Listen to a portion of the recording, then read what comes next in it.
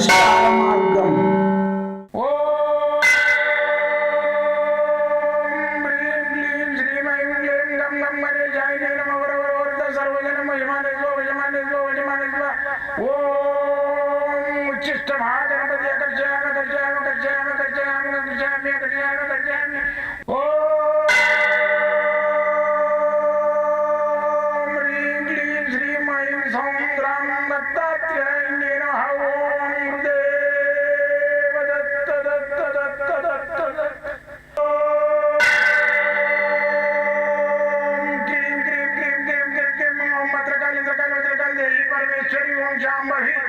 सर्वदिन मोचमाने स्वजमाने स्वजमाने स्वम मत्रकाली मत्रकाली मत्रकाली देवी परमेश्वरी ओम शांभवी अकर्षयामि अकर्षयामि अकर्षयामि अकर्षयामि अकर्षयामि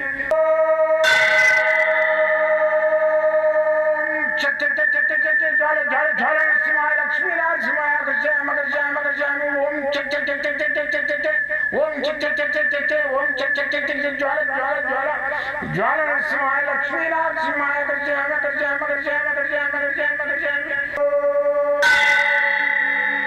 राजाधिराज योगिराज परब्रह्म सद्गुरु सच्चिदानंद साईनाथ महाराज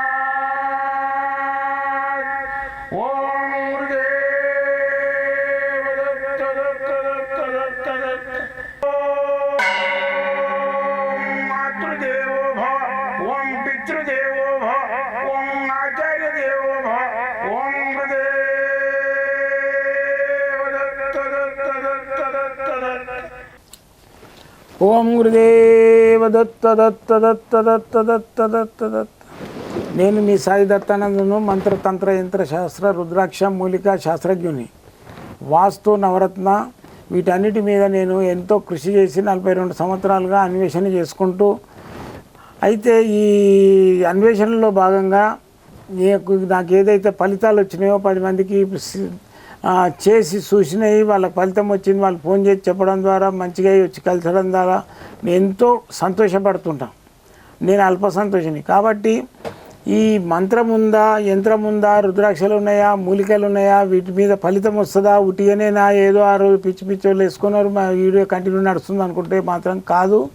మనకు పూర్వము మన ఋషులు మనకు అందించింది ఏదైతే ఉందో అన్ని వాళ్ళు అన్వేషణ సెర్చ్ చేసారు. వాళ్ళు రీసెర్చ్ కాదు, సెర్చ్ చేసి మనకు అందించారు. ఈ కూరగాయలు తినొచ్చు, ఇక ఈ ఆకు తినొచ్చు, ఈ ఆకు తినకూడదు, ఈ తినకూడదు, ఇటువంటివన్నీ వాళ్ళు సెర్చ్ చేసి రాసారు.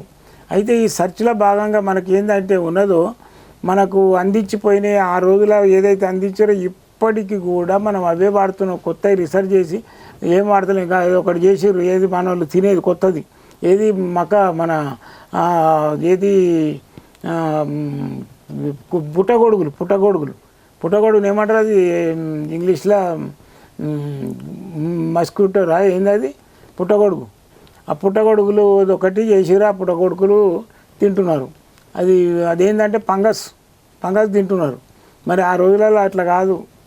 మన ఏది బియ్యము ఎట్లా తయారు చేయాలి, దాన్ని వడ్లు ఎట్లా వండియాలి, పాలకూర ఎట్లా తినాలి, పుంటికూర ఎట్లా తినాలి, ఇవన్నీ కనిపెట్టిరు. ఆ రోజులలో కనిపెట్టి ఆ విత్తనాలు తీసి మళ్ళీ పంట వండి చేయడము ఇవన్నీ చేసిరు, మనకు అందించారు ఋషులు.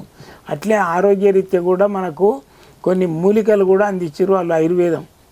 ఆయుర్వేదంలోకి వెళ్ళిందే ఈ అలోపతిక్ ఇంజక్షన్లు కానీ ఇవన్నీ కానీ దాన్ని డైల్యూట్ చేసి దాని లోపల ఉన్న సారాన్ని బయటకు తీసి ఇంజక్షన్ తయారు చేసి ఇస్తారు.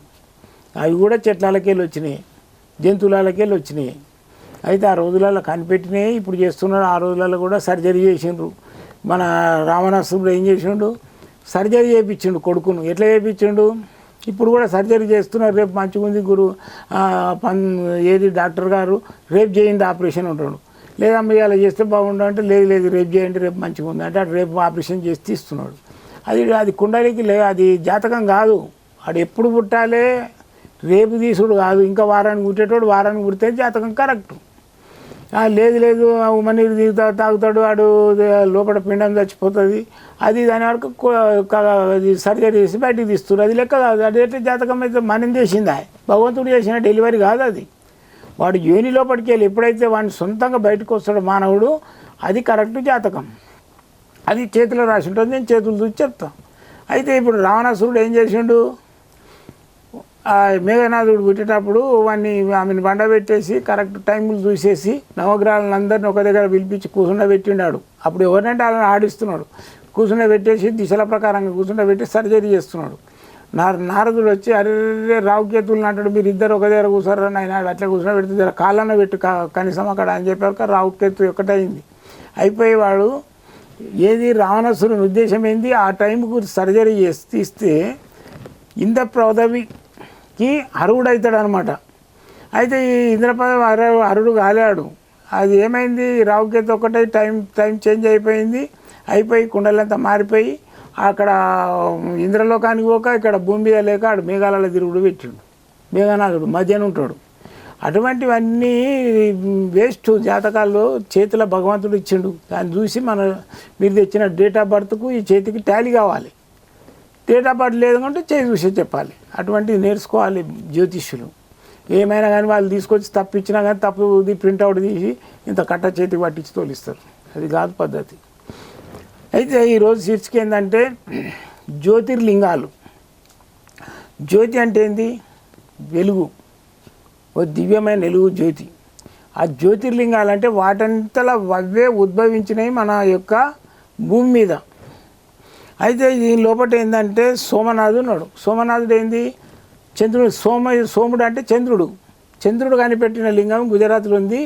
ఆయన్నే ముందు భూలోకంలో ఒక లింగాన్ని కనిపెట్టిండు. ఆయనకు శాపవశాత్తుగా ఎవరు మన దక్షుడు శాపం పెడతాడు, వాళ్ళ కూతుర్లను చక్కగా చూడకుంటే నువ్వు అంధవికారం అయిపోతావని. అప్పుడు ఈశ్వరుడు చెప్తాడు, నువ్వు భూలోకంలో ఒక లింగాన్ని వెతికి దానికి పూజ చేయి, నువ్వు మళ్ళా శాప విమోచనం అవుతుంది. అంటే ఈ సోమనాథ లింగం అంటే చంద్రలింగం అన్నమాట. చంద్రుడు, సోముడు అంటే చంద్రుడు. ఆయన అక్కడ గుజరాత్లో ముందు పూజ చేసిండు కాబట్టి సోమనాథ లింగం ముందు ప్రజల లోపలికి బయటపడ్డది. చంద్రుడు బహిర్గతం చేసిండు దాన్ని. అయితే ఆ విధంగా జ్యోతిర్లింగాలంటే ద్వాదశ జ్యోతిర్లింగాలు. అంటే 2, దశ అంటే 10. ద్వాదశ జ్యోతిర్లింగాలు ఏదైతుందో అప్పటి నుంచి అన్నీ ఆదిశంకరుడు కొన్ని కనిపెట్టిండు. ఆటోమేటిక్గా కొన్ని ఈ జ్యోతిర్లింగాలు దర్శనమైనవి మనకు. ఈ జ్యోతిర్లింగాలు ఏదైతుందో దానికి ఒక ఈ మంత్రం ఉంటుంది. ఆ మంత్రాన్ని దేనితో చేయాలి, రుద్రాక్షలతోటి. కానీ ఇంకా పవర్ రావాలి, బాగా మనకు ఇది కావాలంటే ఇవి సాలగ్రహాలు అంటారు. ఇవి సాలగ్రామ్, ఈ సైజు కూడా సాలగ్రహాలు ఉంటాయి. ఈ సాలగ్రాము గండకీ నదిలో పుడుతుంది. దీని లోపల పలగొడితే చక్రం ఉంటుంది, దీని లోపల చక్రాలు ఉంటాయి. అయితే ఈ సాలగ్రహాలు ఈ రూపంలో కూడా రౌండ్గా దొరికితే నేను వీటితోటి ఏం చేసిన అంటే మాల తయారు చేయించిన.